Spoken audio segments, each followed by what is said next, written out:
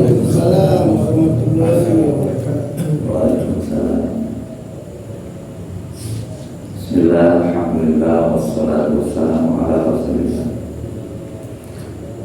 Alhamdulillah, disyukur kepada Allah Subhanahu wa ta'ala karena kita mendapatkan nikmat yang luar biasa. Bisa berjamaah pada subuh, bisa sholat subuh. Bagi imamnya generasi muda ya, harapan ke depan berarti masih ada yang meneruskan. Selain subuh tidak ada. Saya akan membacakan terlebih dahulu. Harus terlebih dahulu karena suaranya agak nyaman. Hanya saja saya ingin menyampaikan bahwa ketika membaca itu harus diperhatikan yang pertama makhrajul huruf yang harus kita pelajari. Kenapa? Karena ibadah membaca Al-Quran adalah membaca huruf per huruf. Jadi tidak masalah kalau kita sampai bertahun-tahun kita hanya belajar huruf ya. Karena memang ibadah baca Quran adalah belajar mengucapkan huruf. Setiap huruf punya haknya untuk diucapkan. Jadi belajar huruf bukan persoalan main-main, tapi persoalan yang serius. Yang kedua, setiap huruf bertemu dengan huruf yang lain ada yang disebut dengan mustahak. Ada punya masing-masing punya hak, punya kaidah yang disebut dengan tajwid. Di dalam surat Maryam Allah memulai dengan rangkaian huruf disebut dengan fawaatihus suwar, huruf-huruf yang mengawali sebuah surat. Di sini ada kaf, ada ha, ada ya, ada ain, al-sad. Kalau di dalam belajar tahsin itu ada hayya tohara, hayya toha, gitu ya. Itu bisa dua harokat. Sini contohnya ha dan ya. Kalau kafnya ini 6 harokat, jadi bukan kaf tapi kaf ya. Kaf, ha, ya, ain, shad. Ain juga tidak dibaca ain karena ketemu dengan shad, jadi ikhfa ya. Bunyi nun ketemu shad berarti jadi ikhfa. Ayatnya pendek, tetapi ini hampir menghabiskan nafas, terutama bagi yang sudah berumur ya. Saya seringkali tidak optimal ya, tapi bagi yang muda ini harus betul-betul dibaca. Misalnya kaf, ha, ya, ain, shad.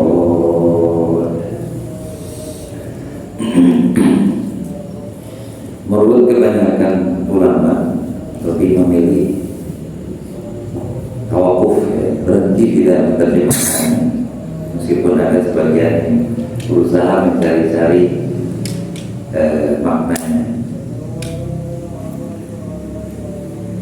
Jadi ini hanya rangkaian huruf. Apa hikmahnya buat kita? Hikmahnya apa? Hikmahnya adalah untuk menunjukkan bahwa tidak ada maknanya pun asal itu dari Al-Quran. Kalau kita baca berarti bermakna.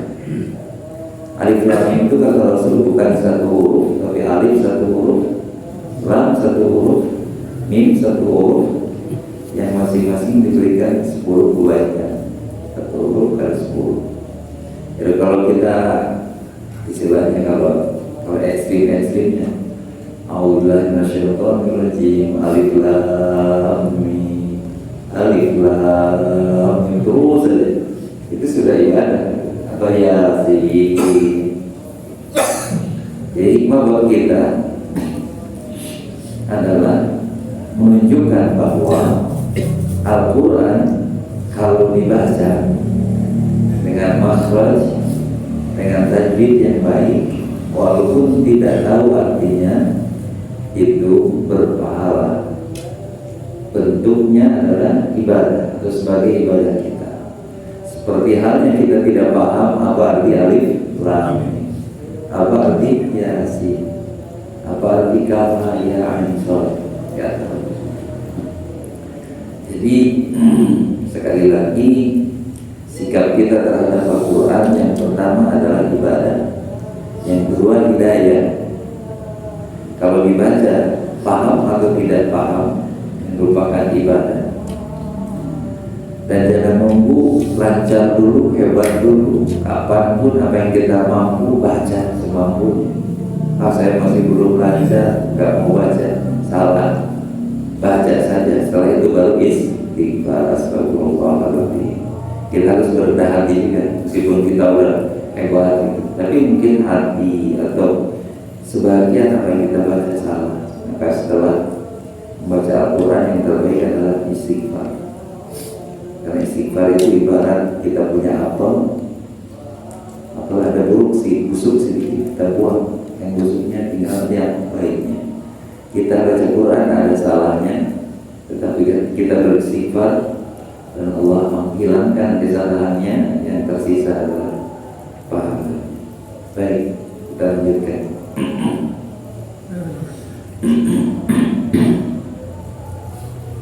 Zikru rahmati rabbika 'abdahu Zakaria. Ayat kedua ini Allah menyampaikan bahwa Allah ingin mengabarkan, Allah ingin menceritakan, Allah ingin menyampaikan tentang bagaimana rahmat Allah yang diberikan pada hambanya yang bernama Zakaria. Zikru rahmati rabbika 'abdahu Zakaria. Orang-orang soleh Allah ceritakan, Allah sampaikan, Allah abadikan di dalam Al-Quran untuk dicontoh oleh kita, atau harapannya agar kita mencontoh kebaikan-kebaikan. Dan salah satu dari orang soleh terbaik adalah Nabi Zakaria. Idznada rabbahu nidaan khafiyyan. Ketika beliau Nabi Zakaria berdoa kepada Allah dengan suara yang halus, dengan suara yang lembut, khaf. Dalam berdoa itu ada bisa dengan jahar keras, bisa dengan sir, bisa dengan khafiyah. Kalau jahar itu terdengar suaranya, kalau sir itu desis dan bunyi mulut atau gerak mulut, sedangkan khafi itu hanya di dalam hati. Jadi doanya cukup dengan fokus, dengan kekhusyuan. Begitulah yang dilakukan oleh Nabi Zakaria. Jadi boleh memilih tiga, bersuara, terdengar, sir, gerakan bibir, khafi, orang yang tidak dengar kecuali Allah yang tahu. Kita hanya berbicara dengan Allah dengan begitu lembut, begitu tidak tahu orang mendengar yang kita ucapkan, tetapi yakinlah Allah mendengar. Apa yang diucapkan dalam doanya? Qala Rabbi inni wa hanal 'azmu minni. Ya Allah, Rabbku, tulang belulangku sudah melemah, artinya sudah sepuh, ya, sudah tua. Washta'ala ra'su syaiba, kepalaku sudah dipenuhi uban putih, menunjukkan juga kondisi yang sudah tua. Walam akun bidu'aika rabbi syaqiya, namun aku tidak pernah kecewa dengan doaku kepada. Hadirin yang dimuliakan Allah, hal yang harus kita tiru dari Nabi Zakaria adalah senantiasa optimis dan yakin kepada Allah atas doa yang disampaikannya. Walaupun sampai tua beliau belum dikasih anak, tapi terus berdoa. Nabi yang begitu soleh, yang sangat bertakwa kepada Allah, tapi Allah uji dengan menunda doanya itu sampai tua, dari muda terus memohon kepada Allah agar diberikan keturunan. Nabi Ibrahim saja bayangkan, baru umur 80 tahun punya diberikan nama putra yang namanya Ismail. Jadi orang-orang soleh ternyata Allah uji. Pernah ada dalam sebuah hadis qudsi, ada orang begitu taat, begitu soleh, tiap malam berdoa memohon hajatnya, namun Allah tidak kabulkan. Malaikat yang kembali dari bumi menghadap Allah mengadu, ya Rabb, si fulan itu soleh sekali, baik sekali, bertahun-tahun dia berdoa, tapi kenapa kau tidak kabulkan? Apa jawab Allah Subhanahu wa Ta'ala? Itu karena aku cinta kepadanya. Kalau aku kabulkan, belum tentu dia merengek lagi kepadaku, belum tentu menangis lagi kepadaku, belum tentu ingat lagi kepadaku. Jadi dengan perspektif seperti Nabi Zakaria, semakin tidak dikabulkan, sesungguhnya Allah ingin mendengar keluhan kita, Allah ingin mendengar rengekan kita, cerita kita, kisah kita tentang apa yang kita alami. Itulah yang mungkin hikmah dari cerita Nabi Zakaria, supaya kita tidak pernah putus asa. La tayasu min rahmatillah, kata Allah. Jangan pernah putus asa dari rahmat Allah, karena Allah itu Rahman Rahim, mendengar, maha melihat, maha Razzaq, maha pemberi. Jadi persoalan dikabulkan atau tidak dikabulkan doa itu prerogatif Allah. Tugas kita adalah ibadah, dan ibadah itu menunjukkan keimanan dan ibadah kita kepada Allah. Jadi berdoa itu ibadah, dan doa adalah mukhul ibadah. Inti hakikat dari ibadah adalah berdoa.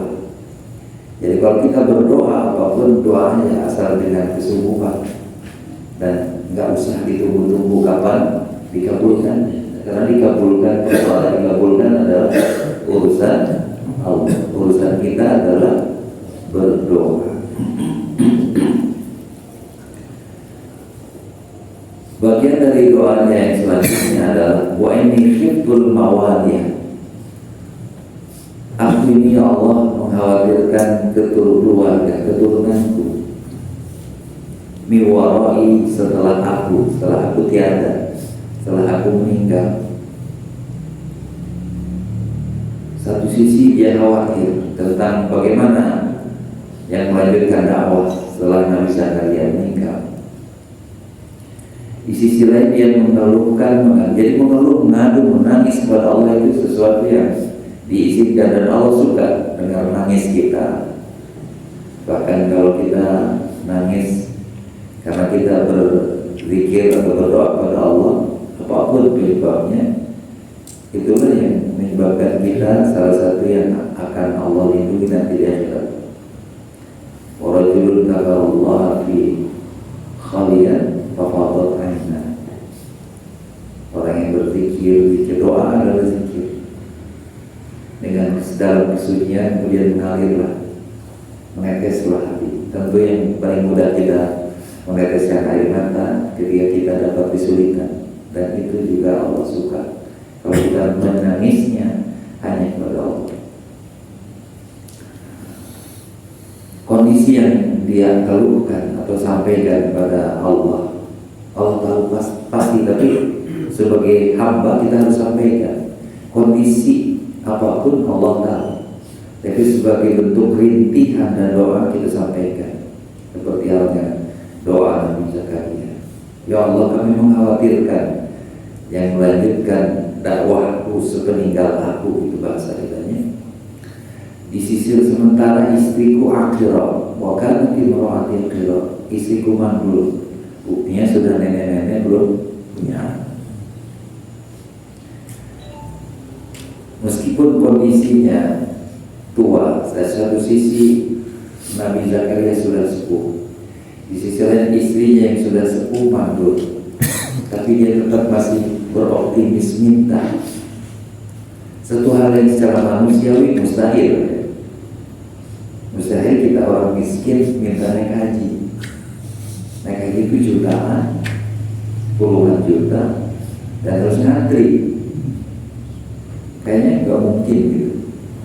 Tapi jangan berkata tidak mungkin kepada Allah SWT. Yang penting yakin.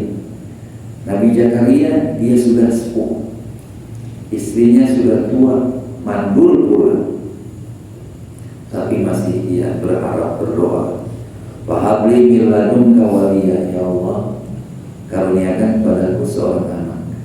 Terusnya luar biasa cerita kisah tentang Nabi Zakaria untuk menunjukkan keyakinan, keimanan, dan ketulusan dalam berdoa, walaupun secara nalar, secara logika manusia mana bisa kakek dan nenek-nenek yang mandul bisa punya anak. Tujuannya apa? Tujuannya adalah yarithuni wa yarithu min ali Yaqub, agar anakku itu menjadi pewaris dari aku dan keluarga Yaqub. Zakaria adalah salah satu keturunan Nabi Yaqub alaihissalam. Jelas tujuannya apa? Yaitu perlu anak untuk melanjutkan dakwahnya dia sebagai pewaris juga dari Nabi Yaqub. Waj'alhu rabbi radiyya, dan jadikanlah dia orang yang engkau ridhoi. Waj'alhu rabbi radiyya, hadirin yang muliakan Allah. Jadi kalau berdoa itu kaitkan dengan sesuatu yang baik. Misalnya, ya Allah jadikanlah anakku ini untuk bisa membantu saudara-saudaraku yang lain. Ya Allah jadikanlah tanganku untuk menyalurkan rezeki daripadamu kepada saudara-saudaraku yang memerlukan. Ya Allah, mampukan saya untuk bisa menyantuni anak yatim. Kalau mampu 10, 100. Ya Allah, mampukan saya untuk membangun sebuah masjid. Kira-kira kalau kita mampu membuat masjid, kita orang miskin, orang kaya. Orang kaya. Jadi kaitkan dengan yang lebih penting. Ya Allah, sehatkan saudara saya, karena kita ingin sehat, lebih baik. Karena kalau kita mendoakan orang lain, itu adalah doa yang paling dikabulkan. Kalau kita ala dhafil baik, salah satu doa yang dikabulkan adalah ketika kita mendoakan orang yang didoakan gak tahu, dan sesungguhnya doa itu kembali kepada kita. Kalau kita berdoa untuk kita belum tentu khusyuk, tapi kalau kita ingat saudara kita yang miskin, ingat saudara kita yang sakit, ingat saudara kita yang belum punya anak, ingat saudara kita yang masih pelajar, doakan. Ingat anak tetangga yang belum punya jodoh, doakan. Padahal kita minta sebetulnya untuk diri kita. Kata Allah, malaikat yang ada di sampingnya, dan doa ini untuk, kalau mungkin Bapak nanti yang sudah haji atau yang akan bernaik haji, ketika di sana tuh lebih syahdu, lebih khusyuk kalau kita berdoa. Yang didoakan yang menitip kepada kita, doa Allah satu-satu. Karena otomatis kalau kita mendoakan mereka, doa yang sama untuk kita. Ini contoh dari Nabi Zakaria. Dia jelaskan maksudnya anak itu untuk apa. Kemudian dalam prosesnya Allah mengabulkan doa yang diutarakan oleh Nabi Zakaria kepada Allah SWT. Ya Zakaria, wahai Zakaria, inna nubashiruka bi ghulam, kabarkan kepadamu bahwa aku akan kasih seorang anak laki-laki, ismuhu Yahya, namanya adalah Yahya. Allah sendiri yang memberi nama. Sebelum Yahya dilahirkan, Allah sudah memberikan nama. Lam yaj'al lahu min qablu samiyya. Nama ini belum pernah digunakan sebelumnya. Jadi nama yang sangat spesial bagi seorang manusia. Karena sebelum Nabi Yahya ini tidak ada orang yang namanya Yahya. Kalau sekarang kan banyak ya. Bang Sate Bang Yahya, dengan Bang Igul Bang Yahya gitu. Kalau ada keluar Bang Yahya, banyak kalau sekarang. Nabi Zakaria sebagai manusia yang punya akal sehat logika, dia sudah tua, istrinya sudah tua, mandul lagi. Jadi wajar kalau dia bertanya dengan doa berikut, Rabbi anna yakunu li gulam. Ya Allah, bagaimana aku bisa punya anak? Gitu. Yang mungkin nanti maksudnya tadinya kalau punya anak yang gak usah dari lahir dari dia, tapi ada anak yang dititipkan. Mungkin juga secara logikanya. Tapi Allah tidak, saya akan kasihkan anak itu dari lahir istrimu sendiri, anakmu langsung. Nabi Zakaria bertanya, ya Allah, bagaimana aku bisa punya anak? Wakana timrohati akhirah padahal istriku mandul. Wakal balatu minal kibar ini, dan aku sudah tua bangka, sudah tua kayak muka. Akal manusia terbatas sampai di situ. Maka disitulah Allah di ayat lain berfirman seperti tawakalnya Nabi Zakaria kepada Allah. Wa may tawakkal 'ala Allah fa huwa hasbuh. Siapa yang bertawakal, menyerahkan urusan kepada Allah, maka cukup. Tapi seringkali kita tidak menyerahkan. Kita merasa bisa membiayai anak, bisa mendidik anak, bisa mendidik istri, padahal kita tuh nggak bisa apa. Ada pun cuma sedikit. Kita bisa naik haji di mana nabung, bukan karena nabung. Banyak orang yang nabung nggak bisa naik haji, banyak orang yang tidak nabung naik haji. Nabung hanya usaha yang beramal soleh. Allah menjelaskan di ayat yang lain, wa may tawakkal 'ala Allah fa huwa hasbuh. Kenapa cukup? Inna Allah balighu amri. Kalau sudah diserahkan pada Allah, Allah yang akan memikul, yang membawa urusan kita. Secara logika, Nabi Zakaria dari sini tidak mungkin punya anak. Tapi Allah yang memikul, yang membawa urusan itu. Qad ja'alallahu li kulli syai'in qadra, kata Allah. Setiap orang punya kekurangan. Ada kekurangan tenaga, ada kekurangan kesehatan, ada kekurangan duit, ada kekurangan waktu, ada kekurangan ilmu, ada kekurangan, banyak kekurangan. Kita nggak bisa mendidik anak, didiklah semampunya, sisanya serahkan kepada Allah. Bukankah anak orang miskin, anak orang yang terdidik bisa sukses, sementara di sisi lain anak orang kaya, anak pejabat susah sekali untuk sukses. Jadi Allah yang akan membawa urusan kita. Qad ja'alallahu li kulli syai'in qadra, karena Allah menjadikan setiap makhluknya itu keterbatasan. Sedangkan Allah tidak terbatas. Wa 'alallahi falyatawakkalul mu'minun. Hanya pada Allah orang beriman menyerahkan urusannya. Jadi mari kita belajar menyerahkan urusan kepada Allah, kepada kita, urusan kita kepada Allah. Nabi Zakaria menyampaikan lagi kepada Allah itu seperti berbicara, ngobrol dengan Allah, itu ngobrol. Makanya kenapa sholat disebut sholat? Karena sholat itu adalah komunikasi secara bahasa, ngobrol sholat itu. Karena hanya memuji dan berdoa, Di dalam sholat itu hanya dua, satu pujian dan dua doa. Yang tidak berhasil memuji dan berdoa ya belum utuh sholatnya. Wa inna lakabiratun illa alal khasiin. Sholat itu berat kecuali untuk orang yang khusyuk. Apa itu khusyuk? Alladzina yadhunnuna annahum mulaqu rabbihim. Orang yang yakin bahwa dia sedang berhadapan dengan Allah. Jadi ketika berdoa yang sesungguhnya adalah karena Allah itu aqrabu min hablil warid. Wa idza sa'alaka ibadi anni fa inni qarib. Kalau hamba bertanya maka jawablah, aku ini dekat.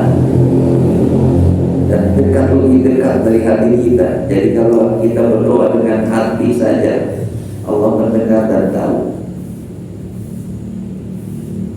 Oleh karena itu Nabi Zakaria menyampaikan lagi keluhan, ya Allah, aku sudah tua, istriku mandul, bagaimana mungkin bisa punya anak? Apa jawab malaikat Jibril kepadanya? Qala kadzalik. Allah memang tahu. Seperti itulah. Kamu sudah tua, istrimu mandul. Allah tahu itu. Jadi kita jangan menjadikan kendala kekurangan kita, jangan dijadikan kendala, karena Allah tahu. Kalau kita miskin, Allah tahu. Kita sakit, Allah tahu. Kita nggak punya, Allah tahu. Tapi jangan, kalau berhadapan dengan Allah, jangan ketidakmampuan itu menjadikan kita kehilangan harapan. Kalau pada Allah nggak boleh hilang harapan, walaupun logika kita tidak melihat tidak mungkin. Qala rabbuka huwa alayya hayyin. Allah berfirman, itu masalah kecil, masalah sepele bagi Allah. Memberikan anak kepada nenek-nenek yang sudah tua, kakek-kakek yang sudah renta, bagi Allah mudah. Menghajikan orang yang miskin, Allah mudah. Bukan pernah terjadi ada seorang pemulung yang dihajikan karena dengan haji plus gitu deh. Sementara kita jauh di mana kita bisa haji plus 500 haji. Bagi Allah mudah. Wa alayya hayyin. Yang kata kita tidak mungkin, bagi Allah semuanya mungkin. Tidak ada kata tidak mungkin, karena Allah tidak arada syai'an ayyakula lahu kun fayakun. Kalau Allah sudah menghendaki, tinggal jadi aja. Jadilah kamu, maka apapun akan terjadi. Qala rabbuka alayya hayyin. Kata Allah, itu masalah sepele, masalah kecil, masalah mudah. Wa qad khalaqtuka min qablu wa lam yakun syai'a. Bukankah aku telah menjadikanmu dahulu dan kamu belum jadi apa? Belum disebut apa-apa. Surat Al-Insan Allah berfirman, hal ata 'alal insani min nadari lam yakun syai'an madhura. Ada satu masa di mana manusia belum bisa disebut apa-apa. Yang umur 40 tahun sekarang, di mana kita sebelum 40 tahun? Seperti apa kita sebelum 40 tahun? Dan disebut apa kita sebelum 40 tahun? Begitu juga yang 60 tahun. 10-60 tahun yang lalu kita disebut apa? Di mana? Belum bisa disebut apa-apa. Walam yakun syai'an. Allah berfirman, wa qad khalaqtuka min qablu wa lam takun syai'an. Allah telah menjadikan wahai Zakaria, dan dulu engkau bukan apa-apa, nggak ada di mana-mana. Sebagai manusia, Nabi Zakaria masih ada sedikit bagaimana caranya, bagaimana buktinya, sehingga dia minta memberikan ayat tanda bahwa dia itu memang maunya. Jadi ngobrol ya sama Allah tuh seperti teman dekat sama Allah, ngobrol. Dan kalau doa tidak harus bahasa Arab lebih bagus. Tapi kalau yang lebih menukik dengan hajat kita, bahasa Indonesia, ngobrol dengan Allah. Tapi tadi zikrullah khaliyah, menyempitkan diri, mungkin malam hari atau di masjid atau di mana, supaya khusyuk, tidak terganggu. Ya Allah, kasih saya tanda. Qala Rabbi ja'alni ayah. Dan Allah menjawab permohonannya, ayatuka alla tukalliman nasa salata layan sawiyya. Tanda bahwa kamu sudah akan mempunyai anak adalah kamu tidak akan bisa bicara selama 3 hari. Padahal kamu sehat. Gimana? Orang sehat, tapi tiba-tiba nggak keluar suara. Nah itu tandanya kata Allah. Maka kemudian Nabi Zakaria keluar dari mihrabnya. Mihrab itu tempat ibadah. Kalau sekarang mihrab ini ya, tapi dahulu mihrab adalah tempat beribadah, tempat zikir, tempat bermunajat. Mihrab itu bisa di tempat ibadah seperti masjid atau di sudut rumah yang disebut kita musola juga bisa disebut dengan mihrab. Tapi dia konteksnya kemungkinan mihrab ini adalah tempat ibadah. Fa'auha ilaihim, lantas dia memberi syarat kepada murid-muridnya, kepada jamaahnya, kepada umatnya, supaya apa? Ansabbihu bukratan wa asyiyya, supaya bertasbih pagi dan petang, bertasbih. Jadi ketika kita bertasbih sebetulnya bentuk dari syukur adalah tasbih. Karena Allah mengatakan, Rasulullah SAW bersabda, ada 2 kata yang sangat Allah cintai, ada yang sangat mudah diucapkan, kemudian sangat dicintai oleh Allah, dan sangat berat ditimbang. Mudah diucapkan, kemudian dicintai Allah, dan berat timbangan. Wasabilah indal mizan. Apa itu? Subhanallah wa bihamdi, subhanallahil azim. Biasanya dianjurkan pagi 100 kali, sore 100 kali. Kalau kita pakai jari itu mungkin 2 menit atau 3 menit. Subhanallah, subhanallah azim, subhanallah. Itu yang paling dicintai Allah, ucapan itu. Maka di sini juga ansabbihu bukratan wa asyiyya. Pada kita umat Islam itu 100 kali pagi hari, 100 kali sore hari. Waktu ini silakan, mungkin menjelang maghrib atau setelah maghrib,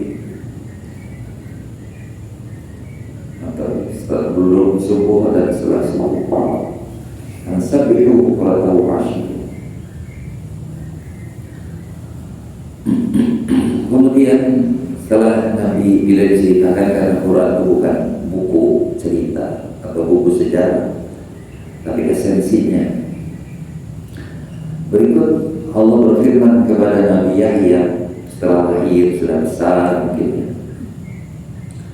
Ya Yahya, khudil kitab bi-quwwah. Wahai Yahya, ambillah Alkitab dengan kuat, dengan sekuat-kuatnya. Maksud sekuat-kuatnya adalah kuat, adalah baca, pelajari, pahami, amalkan, sampaikan. Apakah ini hanya perintah untuk Nabi Yahya? Nabi Yahya di sini adalah hanya alat untuk bercerita. Sesungguhnya pesannya adalah untuk kita. Kalau kita baca Al-Quran dan kita merasakan, misalnya nama kita adalah Ahmad, hai Ahmad, khudil kita lebih kuat. Kalau kita sekarang mungkin baca Al-Quran, pelajari Al-Quran, pahami Al-Quran, amalkan Al-Quran, sampaikan Al-Quran. Kalau konteksnya kita sekarang. Kemudian Allah berfirman dalam ayat ke-13, ke-12, wa atainahul hukma sabiyya, dan kami berikan kepada Zakaria ilmu sejak dia masih kecil. Itu kelebihan. Jadi biasanya orang yang diperoleh dengan kesulitan, Allah memberikan sesuatu yang memiliki kelebihan. Untuk punya anak, Nabi Zakaria bertahun-tahun berusaha, bertahun-tahun berdoa, dan setelah begitu dikabulkan. Anaknya punya kelebihan. Sejak kecil dia sudah dikasih ilmu oleh Allah. Yang kedua, hal yang Allah berikan itu hananan min ladunna. Dia diberikan rasa sifat kasih dan sayang, ditanamkan, lembut sama orang. Kemudian dikasih kelebihan yang lain adalah wazakatan. Dia suci, terbebas dari dosa, begitu jaga dirinya sehingga tidak melakukan dosa. Wa kana taqiyya, dan Nabi Yahya adalah orang yang bertakwa. Allah jadikan orang bertakwa. Apa yang Allah berikan tadi ada hikmah, ada kasih sayang, ada perlindungan dari dosa. Wa barram biwalidayhi, dan dia sangat berbakti kepada kedua orang tuanya.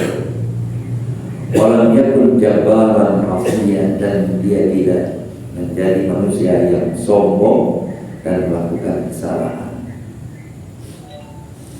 Hadirin yang dimuliakan Allah, begitulah kisah Nabi Zakaria dan Nabi Yahya. Dan Allah berikan Nabi Yahya seorang anak yang begitu luar biasa, diberi ilmu ketika sejak masih kecil. Orang-orang yang dapat, kalau saya melihat seperti Ustaz Adi Hidayah, Ustaz Soma, Gus Baha, saya dibayangkan siapa orang tuanya. Kita nggak banyak, bukan kita harus sama dengan dia, tapi kita bersyukur kita dapat ulama-ulama yang luar biasa cerdasnya. Dan cerdas itu dari mana? Dari Allah yang ngasih. Karena mungkin doa orang tua kalian baik-baik, soleh-soleh, sehingga dikasih anak yang berbakti. Wa marra biwalidayhi wa lam yakun jabbaran asiyya, dan jadi orang yang begitu lembut, tidak pernah sombong, dan tidak pernah melakukan sesuatu hal yang tidak baik. Dan kepada mereka, kepada Nabi Yahya diberikan jaminan wassalamun alaihi yawma wulida, keselamatan, kedamaian Allah berikan kepada Nabi Yahya ketika dilahirkan. Wa yawma yamutu, dan ketika diwafatkan. Wa yawma yub'atsu hayya, dan ketika dibangkitkan di akhirat. Bayangkan 3 waktu yang sudah dijamin, yang kita tidak ada jaminan sekali. Diberikan jaminan keselamatan, kedamaian ketika dilahirkan, selamat dari nenek yang sudah tua, kakek yang sudah tua. Kemudian nanti ketika meninggal juga dimudahkan. Kalau kita meninggalkan dengan susah payah, meninggal bisa bernyawa. Begitu juga dengan ketika dibangkitkan, langsung dijadikan manusia mulia nanti di hari kiamat. Kita lanjutkan kisah yang lain yang perlu kita jadikan pelajaran. Nabi Yahya, bagaimana doanya dan bagaimana perjuangannya untuk mendapatkan seorang anak, dan akhirnya Allah kabulkan. dikasihkan anak, diberi anak yang soleh dan baik, bahkan menjadi seorang nabi. Berikut adalah sesuatu yang harus diceritakan oleh Nabi Muhammad SAW kepada kita adalah tentang kisah Maryam yang nama surat kita baca.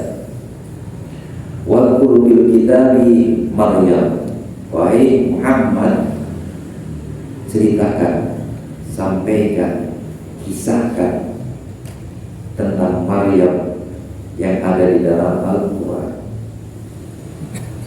Kenapa Maryam harus ceritakan? Karena Maryam pun adalah contoh seorang wanita yang paling mulia yang pernah Allah ciptakan di dunia dan di akhirat.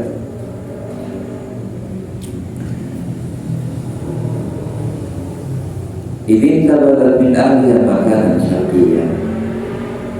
Suatu ketika Maryam menjauh dari keluarganya, dari Imran, dan begitu juga yang merawatnya Nabi Zakaria. Makanan syarqiyah, suatu tempat yang ada di sebelah timur. Maksud timur di sini adalah dia tinggal di Yerusalem. Yang dimaksud timur adalah sebelah timur Yerusalem, Baitul Maqdis. Untuk apa? Untuk muslah, untuk menyepi. Padahal di rumahnya sendiri sudah menyepi, tapi belum puas, ingin jauh lagi, seperti Nabi ke Gua Hira. Di rumah juga bisa kan kalau mau ibadah, tapi dia pergi Gua Hira dengan perjuangan yang sangat sulit dan jauh dari rumah. Nabi atau Maryam juga melakukan yang seperti itu. Dia beruslah dari keluarganya. Fatakhadha fi dunhum hijaba, lantas dia membuat gubuk untuk hijab agar dia tidak terlihat orang. Bukan gubuk yang penting ditutup. Kalau kita kan mikirin hujan, kalau di sana kan tempat yang jarang hujan. Seperti orang lewat tidak ada yang melihat dia, hanya untuk khusyuk beribadah kepada Allah. Tapi dalam ketertutupan itu tidak ada orang yang bisa melihat dan tidak ada orang yang tahu. Tiba-tiba nanti datang seorang laki-laki, dia kaget. Di saat itu, saat dia bermunajat kepada Allah, beribadah kepada Allah, di sisi lain Allah punya program, punya rencana. Fa'arsalna ilaiha ruhana, lalu kami utus malaikat Jibril. Fatamathala basharan sawiyya, dan malaikat Jibril itu muncul dalam wujud seorang laki-laki yang sempurna, ganteng, gagah. Di dekat siapa? Dekat Maryam. Tentu kan dia kaget. Dia tidak pernah ngobrol dengan laki-laki. Dia tidak pernah dipertemukan dengan laki-laki yang bukan mahramnya. Tiba-tiba ketika menasihkan diri beruslah, ada laki-laki yang mendekati. Dia kaget. Maryam berkata, "Qala inni a'udzu birrahman minka in kunta taqiyya." Aku berlindung pada Allah. Kenapa tidak disebut a'udzu billah tetapi ar-Rahman? Karena dia sudah merasakan kasih dan sayang Allah. Kalau kita kan a'udzubillah, bukan salah, memang itu yang diajarkan. Tapi a'udzubirrahman, Ar-Rahman adalah kasih dan sayang Allah. Ar-Rahman adalah rahmat, pemberi rahmat. Jadi bagi Maryam, Allah itu Ar-Rahman, karena begitu banyaknya kasih dan sayangnya yang sudah dilimpahkan kepadanya.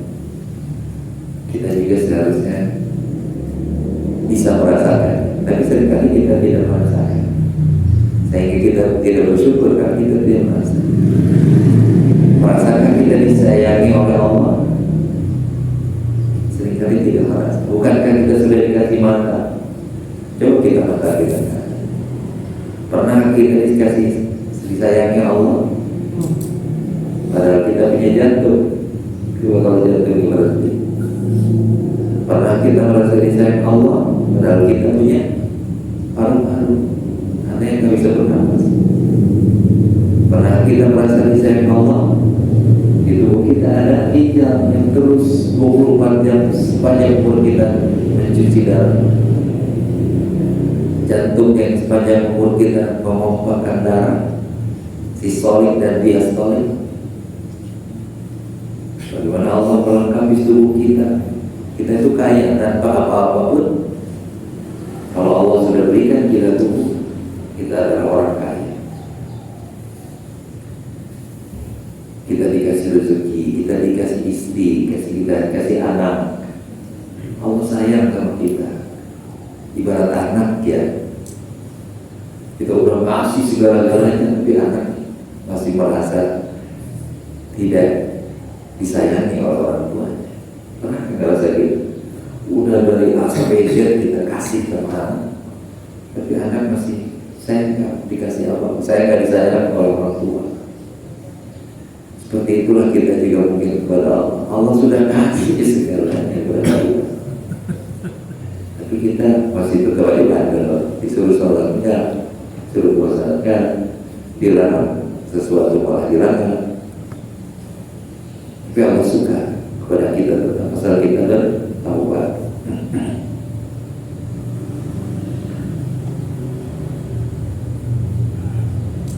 Qalat inni a'udzu rahmani minka in kunta taqiya. Siti Maryam masih berhusnuzon bahwa kamu itu orang baik, dan aku memohon agar Allah melindungi dari orang baik seperti kamu, dan sehingga tidak mengganggu aku beribadah, apalagi berbuat nakal atau berbuat nista. Maka Jibril pun berkata, menjawab, qala innama ana rasul rabbi. Sesungguhnya aku ini adalah utusan dari Allah Rabbmu. Untuk apa?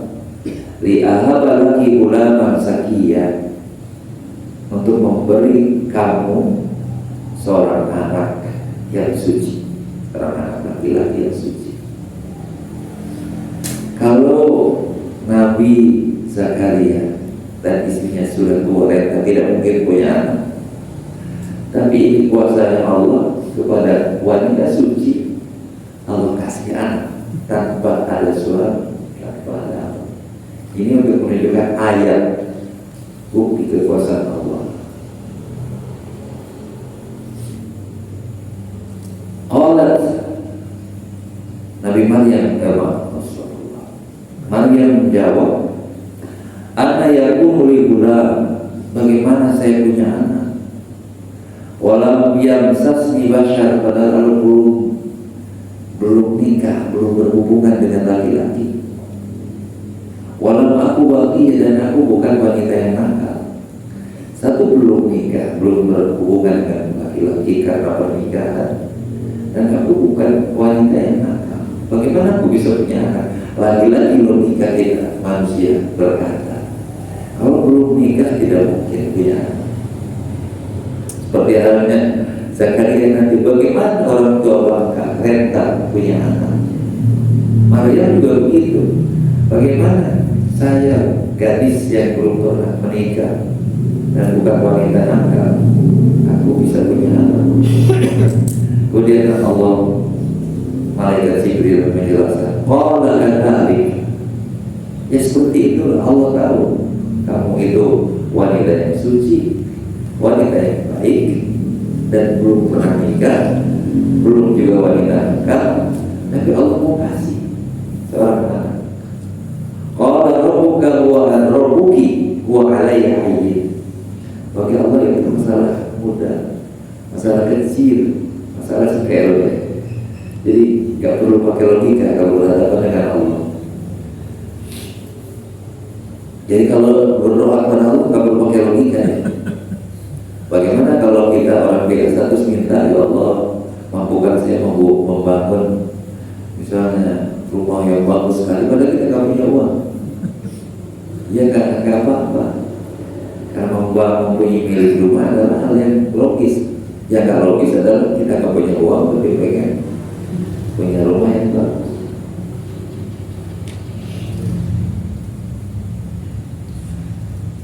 Walidayah ja'alahu ayatan linnas. Bagi Allah mudah, tetapi Allah ingin, kata Allah, firman Allah, kami ingin memberikan bukti kepada manusia bahwa aku ini Maha Kuasa. Dan Allah ingin memberikan rahmat kasih sayang. Wa kana amrul maqdi, dan terpenting dari apapun adalah yang harus diketahui, karena Allah sudah memutuskan sesuatu yang diputuskan, sesuatu yang sudah diputuskan Allah tidak bisa ditolak. Ini sudah keputusan Allah, apa lagi?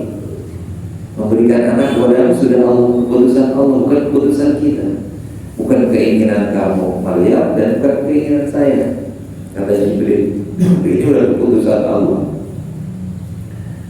Dan menurut kisahnya, Jibril meniup sisi kanan dari Siti Maryam, dan setelah itu hamil.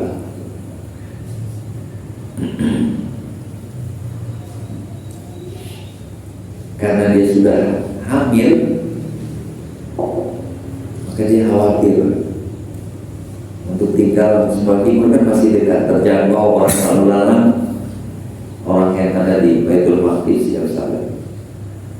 Fahamalatu fantabadat bihi makanan qasiyyan. Lalu dia bawa dengan bawinya itu, dia lebih menjauh lagi dari terus ke tengah padang pasir yang kering kerontang. Bayangkan, ibadah dia tidak bawa minuman, tidak bawa makanan, dengan kegalauan rasa malu itu, mungkin galau ya, dia pergi semakin jauh dari tempat dia beruslah. Faja'al al-makhadu ila jidin nahlah. Ketika perutnya semakin mulas untuk melahirkan, dia bersandar di sebuah pohon kurma yang ada di sebuah bukit. Disitulah dia sebagai manusia sedih dia. Ya Allah, saya belum nikah, saya belum, orang tadi saya mengandung. Bagaimana malunya kalau ketemu dengan keluarganya, dengan masyarakat. Maka dia berucap, bukan melawan Tuhan, tapi sebagai manusia yang punya rasa, yang akhirnya berkata, qala ya laitani mitu qabla hadza, alangkah baiknya kalau aku mati sebelum ini. Sebelum lahir kan sudah mati, jadi tidak membawa malu. Wa kuntu nasiyan manusia, dan aku menjadi manusia yang dilupakan. Orang yang hebat, orang yang suci itu ada tetap pada batas tertentu dia lemahnya ada. Gimana dia enggak kuat imannya, karena makanan pun Allah kasih. Kalau Nabi Maryam, makanan dari surga dikasih. Kenapa makanan dari surga? Karena dikasih buah-buahannya, bukan musimnya. Ketika Nabi Zakaria masuk ke mihrabnya Maryam, oh ini ada makanan, ada buah-buahan, padahal ini bukan musim buah. Misalnya musim di sini kita ada musim mangga, terus bukan musim mangga, kok ada mangga. Maka Nabi Siti Maryam jawab, ini adalah dari Allah, rezeki dari Allah.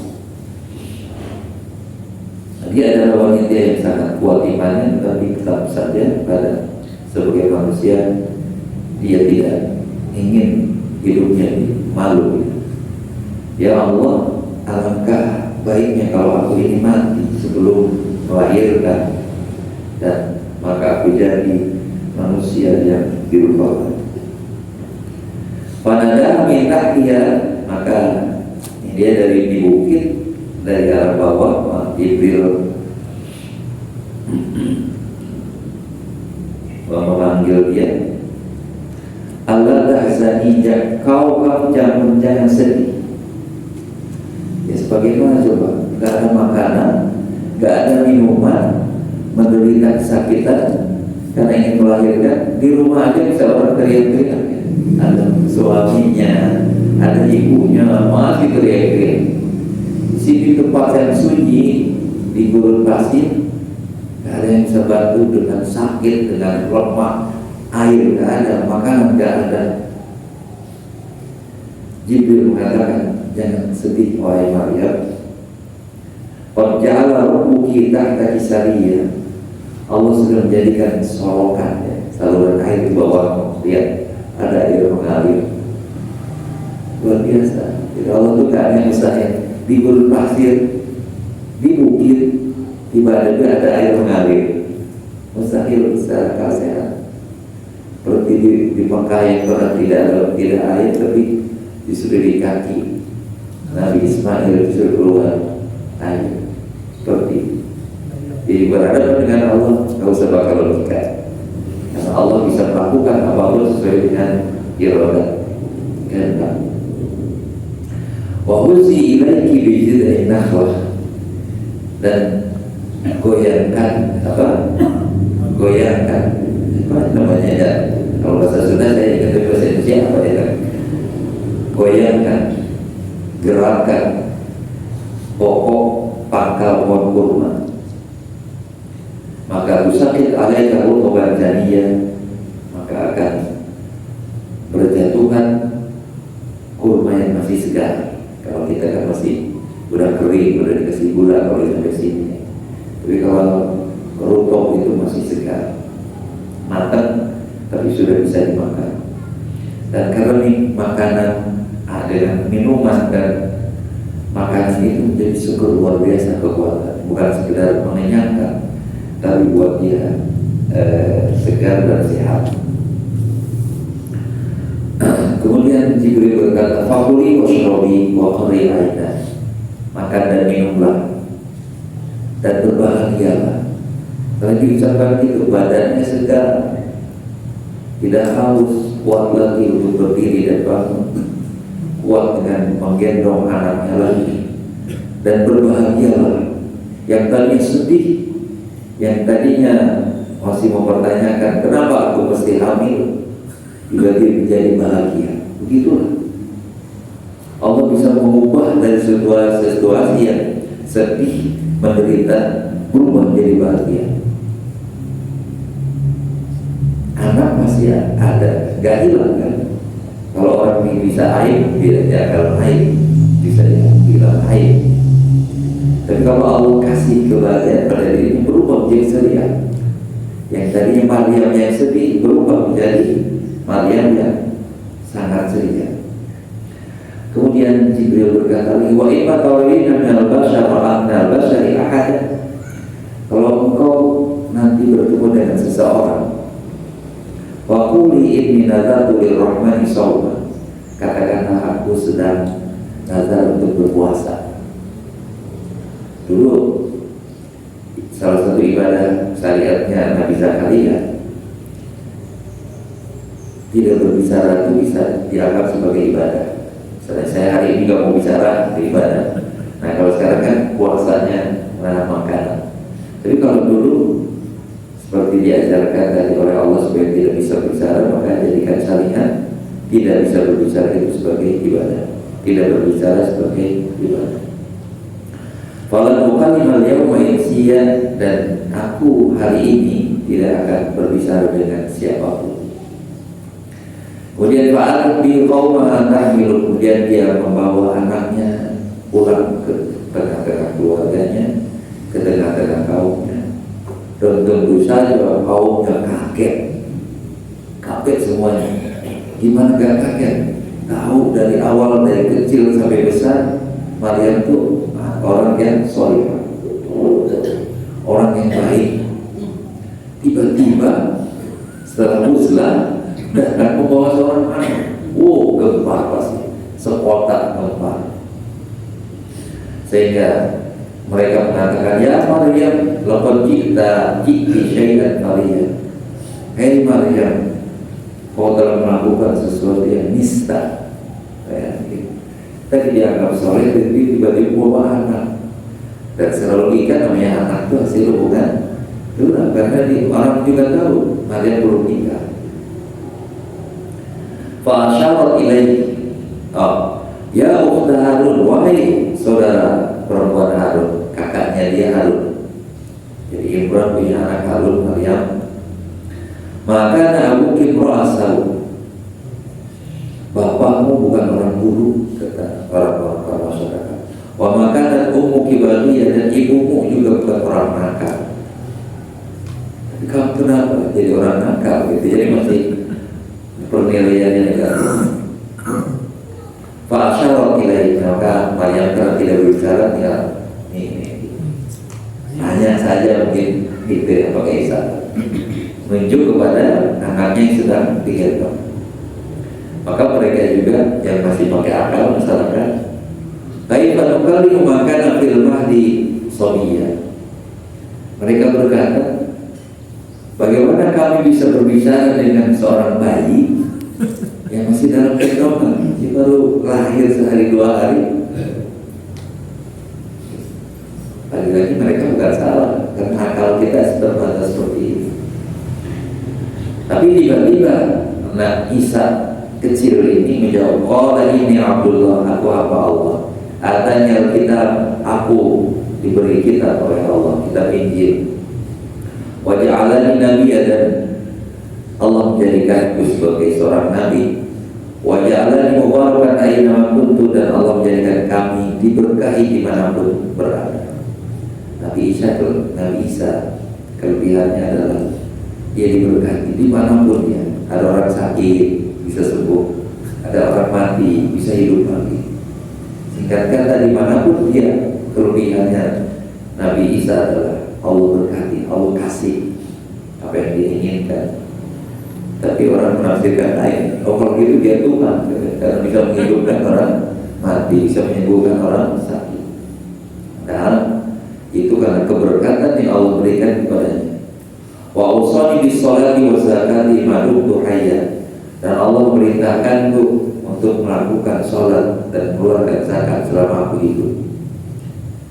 Dalam ayat ini kita juga mendapat pelajaran bahwa perintah sholat dan zakat adalah satu paket, tidak pernah dipisahkan.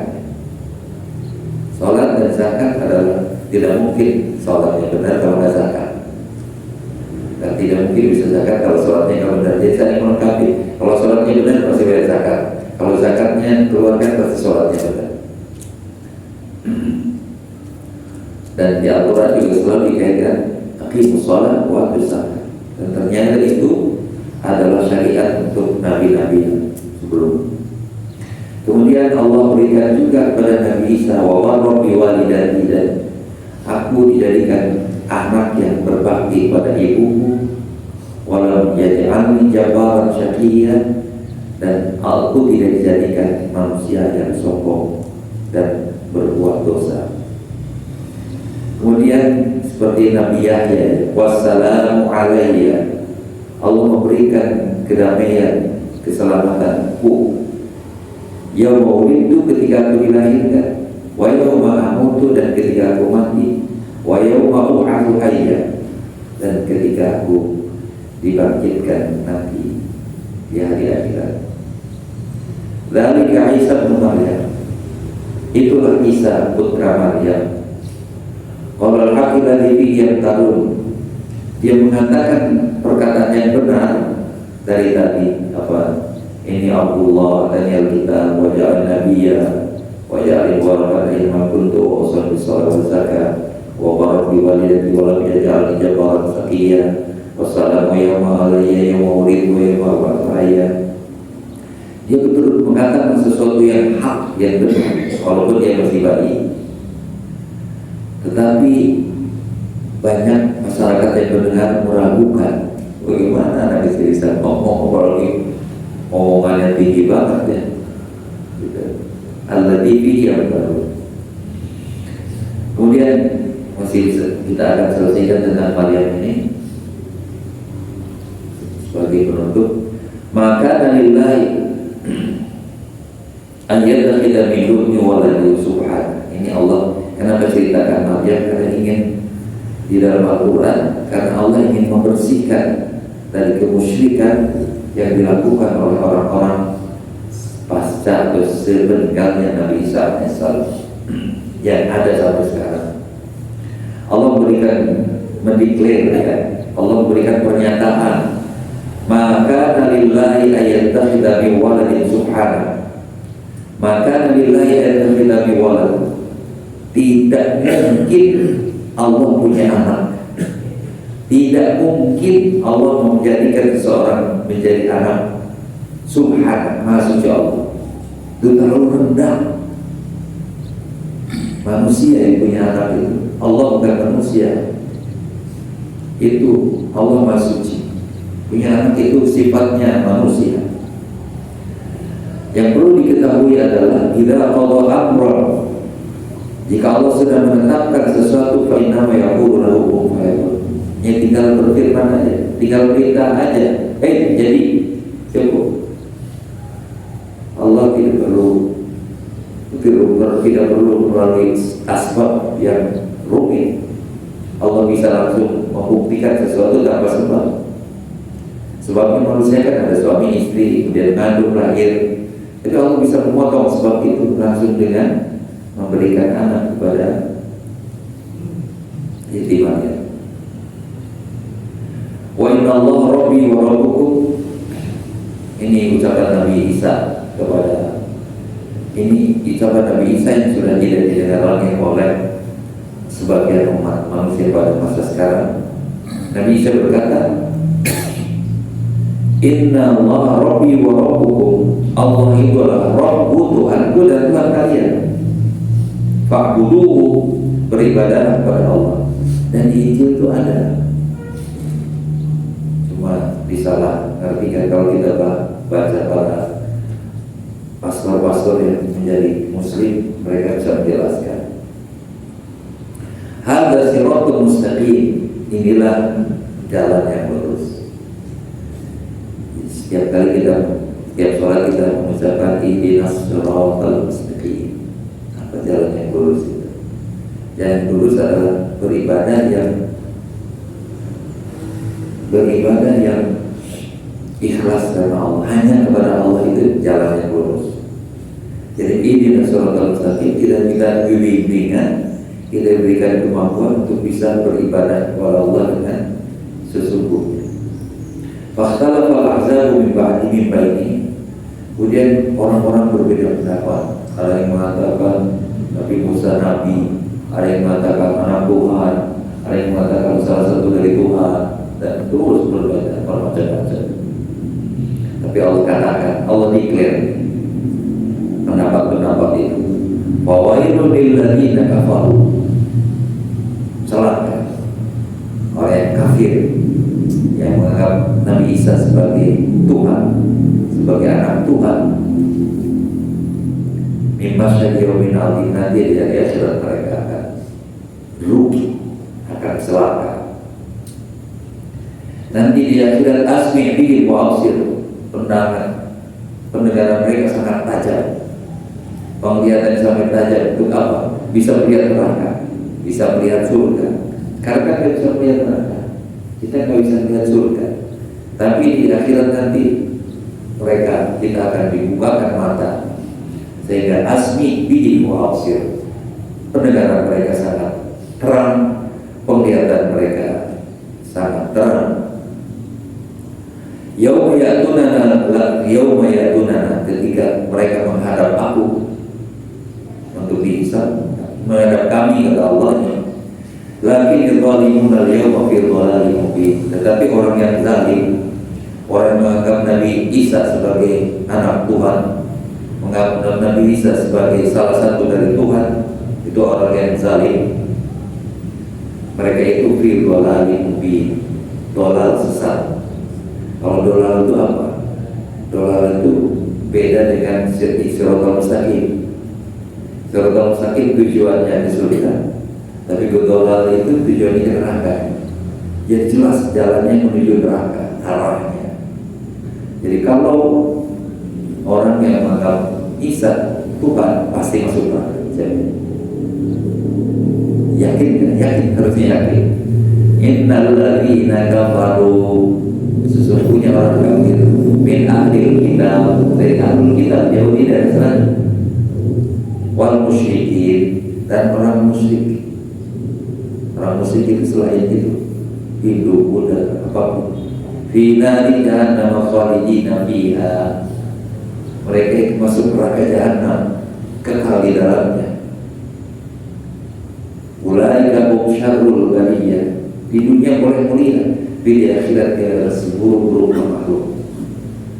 Jika usah mengatakan lagi semua agama benar, mereka menganggap agamanya benar, itu hak mereka. Tapi kita sebagai orang Muslim nggak usah. Yang harus kita lakukan lakum dinukum waliyati.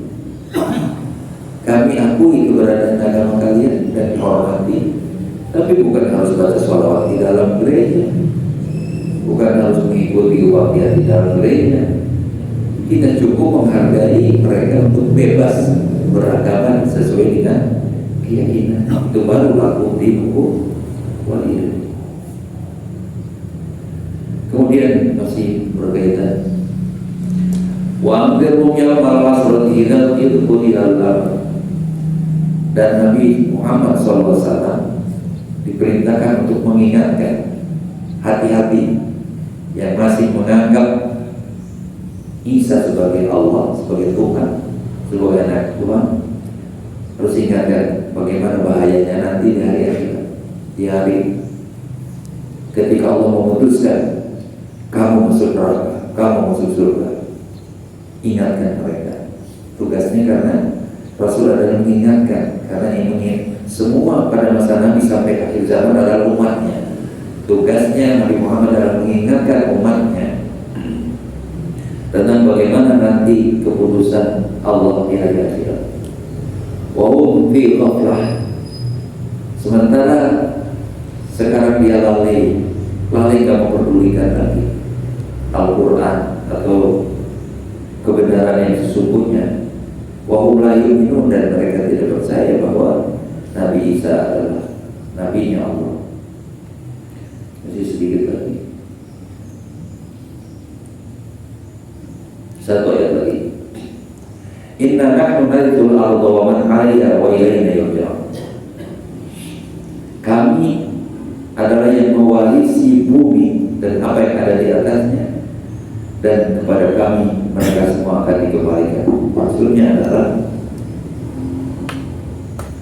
setelah orang meninggal, taruhlah orang ahli kita musyrik, orang kaya miliaran, ratusan, tapi kata Allah, setelah mereka mati, inna narithul arda wa man 'alaiha.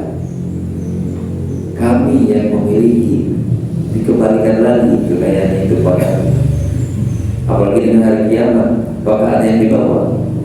Sekarang pun kalau orang meninggal, yang dibawanya kotak. Kalau orang dalam Islam, kalau Islam cuma kain kafan, sisanya kembali lagi menjadi milik Allah, bukan milik dia lagi. Sebesar apapun tidak menjadi amalnya dia, kecuali yang diamalkan ketika dia masih hidup. Ada 10 miliar yang diwariskan, yang sudah disedekahkan hanya 10 juta. Yang jadi amalnya adalah hanya 10 juta. Yang 9 miliar atau 10 miliar lebih adalah menjadi milik orang lain, bukan milik amalnya lagi, sebab sudah kembali kepada Allah Subhanahu wa taala. Dan wa ilaina yurja'un, dan semua orang akan dikembalikan kepada Allah Subhanahu wa taala.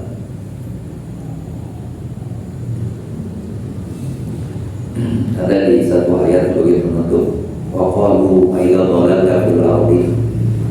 Mereka orang yang tidak percaya dengan hari akhirat, apakah setelah kami dilenyapkan dari muka bumi, inna rabbi khalqin jadid, apakah kami akan dibentuk lagi menjadi makhluk yang baru?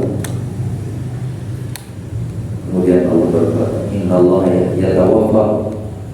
yatawaffakumul malaku.